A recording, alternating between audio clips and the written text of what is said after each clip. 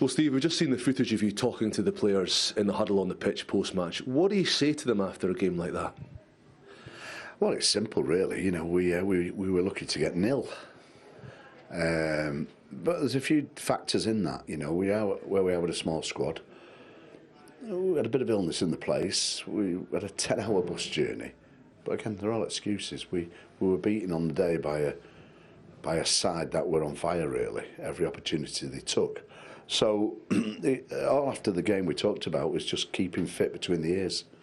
You know, they don't try. They don't stop trying. Yeah. You know, they care. We're just not good enough in some games against some opposition, and today was one of them. So it's, you know, we've got a long trip back. We've got a shorter turnaround next week, so we'll recover them on Monday, and then we'll have a look at it and see what we can pick out of it. And there'll be loads to pick out of it, like there always is. But you know, it's one of those days where you're beaten by a better team on the day, and you know, that's the way it goes sometimes. So I've been there before. No doubt I'll be there again. I see the light at the end of the tunnel for Newcastle with the people we're talking about with investment. And that's what we need, you know. You see the squads like this and the surroundings they've got here. Newcastle could be like that. So there is light at the end of the tunnel. That's where we want to be. Yeah.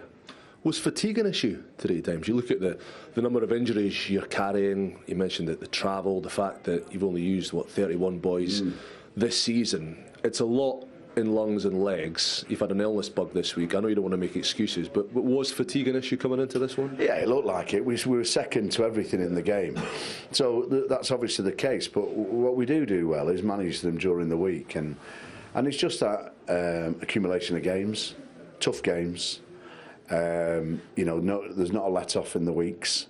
And we do attempt with the senior players look after them, but you know it takes its toll against sides like Northampton, who you know we forget were champions last year, probably not had as good a season as they wanted, but down here at the Gardens, if they play like that, there'll be very few teams who can beat them. Yeah. Becoming an increasingly tough nut to crack back home in the northeast at Kingston Park, where do you see the big differences when you go on your travels and you don't have quite the same impact? Obviously home comforts are a factor, and teams don't always enjoy coming up to Newcastle. Where do you see the difference between the performances that you've been able to put out at home, get a couple of wins on the board, and those you've not been able to put out on your travels? Yeah, well, I think, you know, a lot of teams will be similar. You know, only the top four sides generally in any sport competition win away games. And we're certainly no different than that. I just think there are some home comforts of playing in your own stadium. People have got the families there, and I know it shouldn't be like that in professionalism, but it is like that.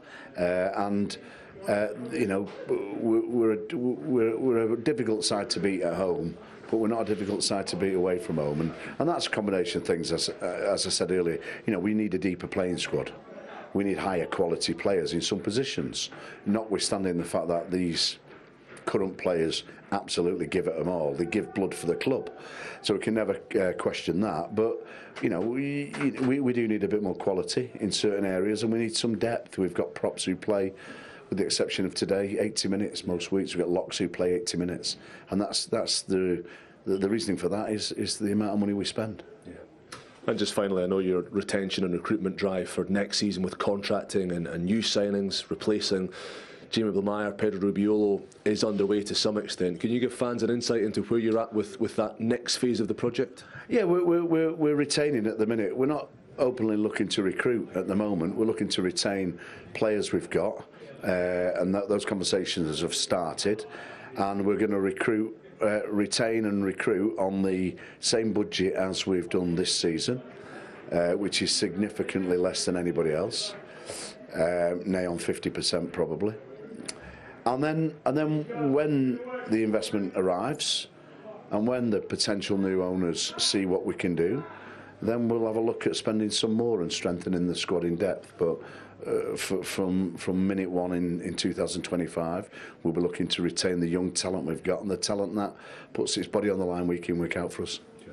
James, I appreciate your honesty as always. Safe travels home and a happy new year when it comes. Yeah, happy new year.